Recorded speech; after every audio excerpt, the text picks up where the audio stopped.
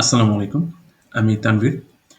আমি একজন software engineer এবং আমি সফটওয়্যার ইন্ডাস্ট্রিতে ওভার 10 ইয়ার্স আমি কাজ করছি। সো আমি একটা টিউটোরিয়াল সিস্টেম তৈরি করছি এবং সেটা আসলে মেশিন লার্নিং এর উপরেই।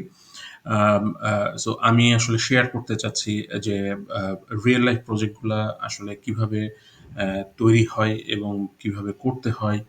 আম এবং আল্টিমেটলি আপনারাও যাতে জানতে পারেন যে একটা রিয়েল লাইফ প্রজেক্টের স্টার্ট টু এন্ড কিভাবে কিভাবে সম্পন্ন হয় আরকি।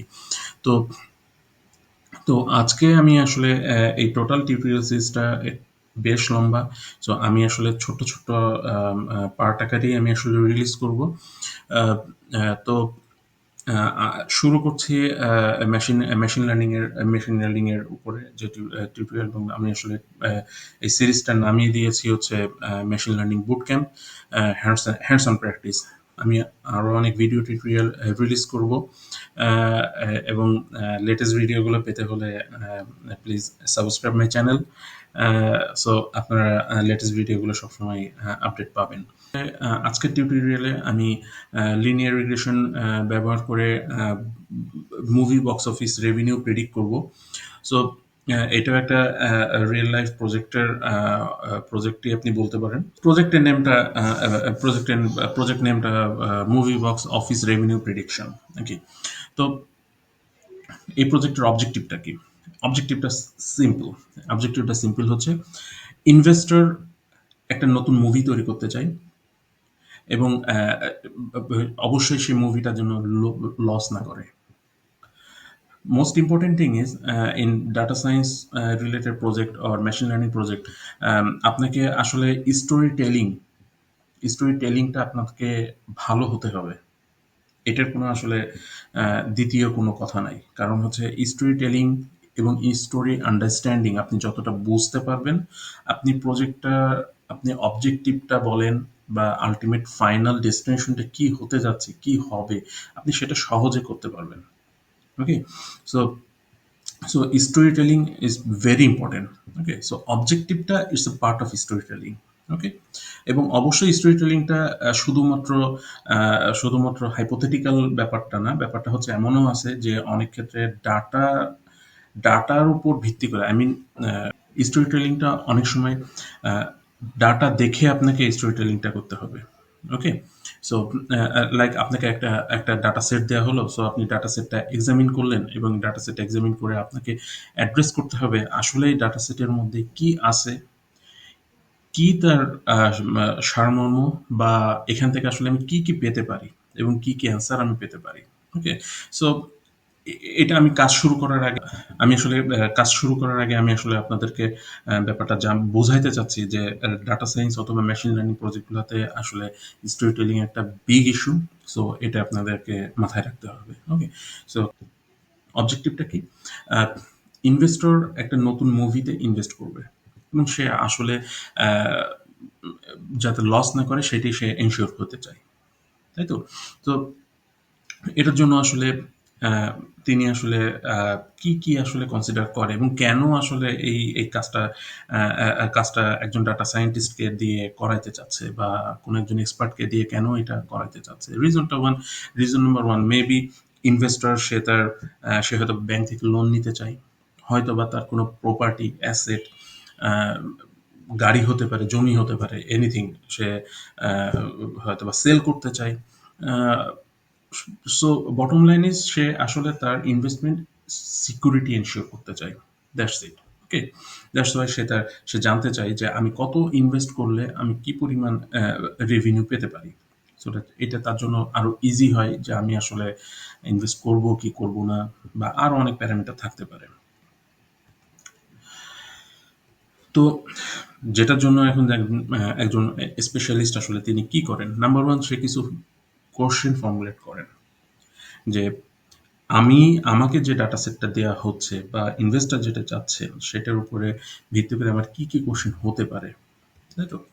তারপর সে বেসড অন দ্যাট কোশ্চেন সে আসলে কিছু ডাটা কালেক্ট করবে, যেটাকে আমরা ডাটা কালেকশন ফেজ বলি বা গ্যাদার ডাটা বলছি। সো সেটার উপরে ভিত্তি করে দেন ডাটা ক্লিন করবে, কারণ সে হিউজ অ্যামাউন্ট অফ ডাটা পাবে এবং তাকে অবশ্যই ক্লিন করতে হবে, কারণ গার্বেজ ডাটা দিয়ে আসলে আপনি মানে আপনি খুব বেশি ভালো রেজাল্ট পাবেন না। That's true. After cleaning, specialist আসলে ডাটা ভিজুয়ালাইজেশন এবং এক্সপ্লোর একটা পার্ট। সো এটা মোস্ট ইম্পর্টেন্ট পার্ট। সো তিনি আসলে ভিজুয়ালাইজ করতে চায়, কিছু চার্ট তৈরি করতে চায়, সো দ্যাট তার তার স্টোরিটা কি বা কোন দিকে যাচ্ছে স্টোরিটা সে বুঝতে পারবে। ডাটার, এটা হলো ডাটার স্টোরি বলছি। দেন সে কিছু অ্যালগোরিদম ইমপ্লিমেন্ট করবে, যেটাকে ট্রেন করবে, ফাইনালি এভ্যালুয়েট করবে। That's actually the part of testing. So অ্যালগোরিদমটা কিভাবে কেমন কাজ করছে বা ডাটা সেটটা কেমন, যে সে আসলে কি কি ডাটা সেটটা কেমন বিহেভ করতেছে, বা আমার আমার অ্যালগোরিদমটা কতটুক অ্যাকুরেসি দিচ্ছে based on the data. So কোশ্চেনটা আমার কি হতে পারে, how much can we earn from this movie? এটা কি একটা কোশ্চেন হতে পারে? অবশ্যই কোশ্চেন হতে পারে, বাট কোশ্চেনটা কি আসলে খুব বেশি একটা মিনিংফুল, বা কোশ্চেনটা খুব বেশি একটা ভালো? না, আসলে না। এটা আসলে খুব বেশি একটা ভালো কোশ্চেন হলো না। সো এই কোশ্চেনটা কেমন হতে পারে, how much revenue can we get from this movie? কারণ আমরা তো একটা নতুন মুভি তৈরি করতে যাচ্ছি, দ্যাটস ওয়াই আমি একটু কোশ্চেনটা একটু স্পেসিফিক করলাম, যে আমি কি পরিমাণ রেভিনিউ পেতে পারি এই মুভি থেকে। হ্যাঁ, এটা এটা মোটামুটি আগেরটার থেকে ভালো একটা কোশ্চেন। ওকে, ঠিক আছে, আমরা ধরে নিলাম যে এটা একটু ভালো কোশ্চেন। বাট কোশ্চেন হচ্ছে এখানে আরো আরো অনেক কিছু চলে আসতেছে, আপনাকে আরো কিছু কনসিডার করতে হবে। তা বেসিক্যালি রেভিনিউটা আসলে কিসের উপর ভিত্তি করে সে আসলে কনসিডার করবে? সে হতে পারে অ্যাক্টরের উপর ডিপেন্ড করে, হতে পারে সে খুব সুপারহিট অ্যাক্টরকে সে এখানে এঙ্গেজ করতে চায়। So that superhit actor engage হলে আমার হয়তো বা স্ক্রিপ্ট একটু উইক হলেও আমার মুভি অনেক ভালো রেভিনিউ রেভিনিউ জেনারেট করতে পারবে। এটা একটা প্যারামিটার হতে পারে। স্ক্রিপ্টও একটা প্যারামিটার হতে পারে, যে আমি ধরে নিলাম যে ঠিক আছে, আমি অ্যাক্টরটা আমি অ্যাজ ইউজুয়াল একটা বা মিডিয়াম রেঞ্জের একটা অ্যাক্টর নিব, বাট স্ক্রিপ্টটা হতে হবে সলিড। সো এটাও একটা প্যারামিটার হতে পারে। দেন আসতেছে, আমি সামহাও একটা এভারেস্ট টাইপের একটা মুভি তৈরি করলাম, বা এভারেস্ট ইনভেস্ট করলাম, এবং সেটার সে যে ইনভেস্টটাই করলাম সেই ইনভেস্টটা আসলে আমি ম্যাক্সিমাম খরচটা করব হচ্ছে মার্কেটিংয়ের পিছনে অথবা বেস্ট ডিরেক্টরের পিছনে।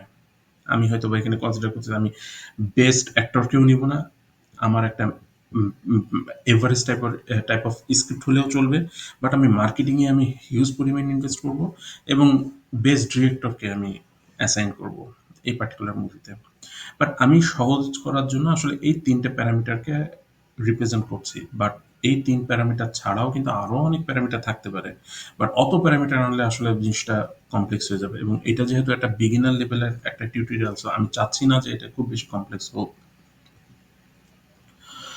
তো finally based on the question, আমরা আমরা আমরা যদি লাস্ট প্যারামিটার কনসিডার করি, যেখানে investing money for marketing and best director, মানে এখানে একটা ইনভেস্টিং টার্ম অলরেডি চলে আসছে, যেটা কর্পোরেট ইন্ডাস্ট্রিতে খুব পপুলার একটা টার্ম। ওকে, সো আমি ওইটার উপর ভিত্তি করে আমি যদি একটা চার্ট ড্র করি, যেখানে আমি এক্সিস বরাবর আমি আসলে বাজেট ক্যালকুলেট বাজেটকে আমি ধরছি, এবং ওয়াই এক্সিস বরাবর আমি যেটাকে রিপ্রেজেন্ট করছি রেভিনিউ।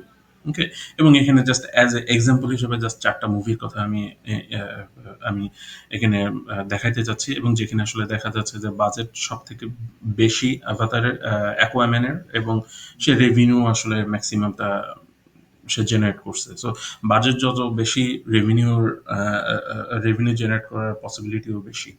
তো এটা দিয়ে আমরা একটা সিম্পল ধারণা নিলাম যে এই ধরনের একটা চার্ট হতে পারে।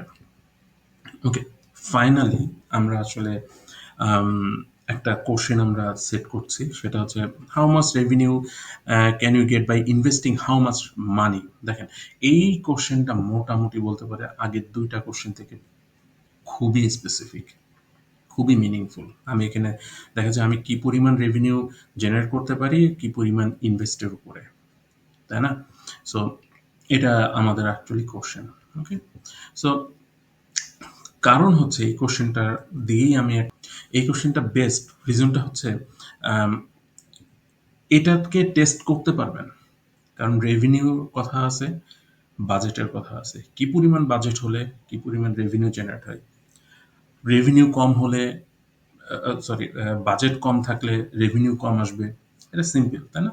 বাট ব্যাপারটা হচ্ছে আলটিমেটলি এটা একটা টেস্টেবল ডাটা, এটা টেস্টেবল ডাটা।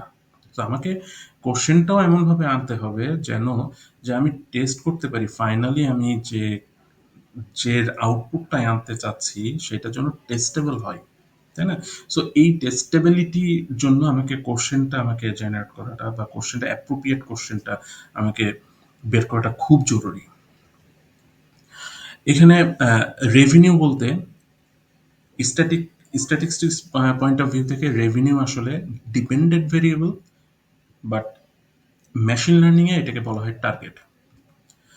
আর বাজেটটা এখানে actually as a statistics point of view থেকে এটা হলো ইন্ডিপেন্ডেন্ট ভেরিয়েবল, বাট মেশিন লার্নিংয়ে এটাকে বলা হয় ফিচার। ওকে, সো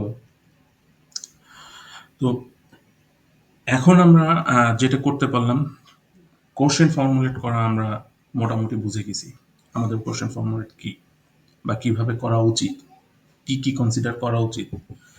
দেন আমরা কাজ করব ডাটা কালেকশন নিয়ে বা ডাটা গ্যাদারিং বা এবং স্টেপ বাই স্টেপ প্রত্যেকটা স্টেপেই যাব আমরা। এই প্রজেক্টটা আমি 3টা ভিডিওতে আমি ভাগ করেছি।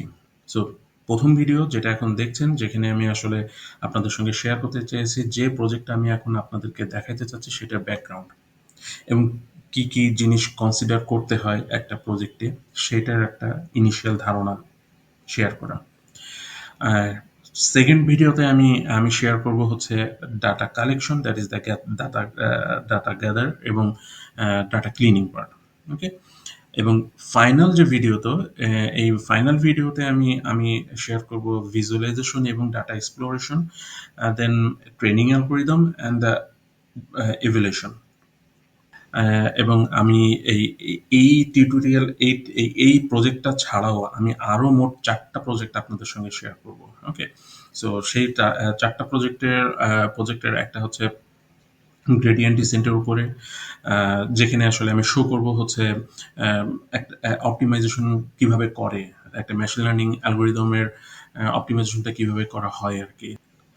দেন মাল্টিভেরিয়েবল রিগ্রেশন, যেখানে আমি দেখাবো হাউস প্রাইস প্রিডিক্ট করাটা, এবং অবশ্যই এখানে প্রত্যেকটা ডাটা সেট রিয়েল ডাটা, এটা আমার আমার তৈরি করা না, আমি ওয়েবসাইট থেকে ডাটাগুলো নিয়ে আপনাদেরকে আমি শেয়ার করব। সো এবং আমি অবশ্যই ডাটা সেটগুলো শেয়ার করে দিব, সো দ্যাট আপনারা ইজিলি যাতে আপনারা প্র্যাকটিস করতে পারেন ওই ডাটা সেটগুলো নিয়ে। থার্ড প্রজেক্টটা থাকবে হচ্ছে নেভেল বেস ক্লাসিফায়ার নিয়ে, যেখানে আসলে ইমেল স্প্যাম ফিল্টার নিয়ে কাজ করব, এবং ফাইনাল প্রজেক্টটা থাকবে হচ্ছে ডিপ লার্নিং এর উপরে। সো আশা করি আপনারা প্রজেক্টগুলো খুব এনজয় করবেন এবং আমি আশা করছি আপনারা আমার চ্যানেলটা সাবস্ক্রাইব করবেন এবং আমাকে সাপোর্ট করবেন, সো দ্যাট লেটেস্ট ভিডিওগুলো আপনারা যাতে সঙ্গে সঙ্গে পেয়ে যান। So subscribe my channel. Thank you.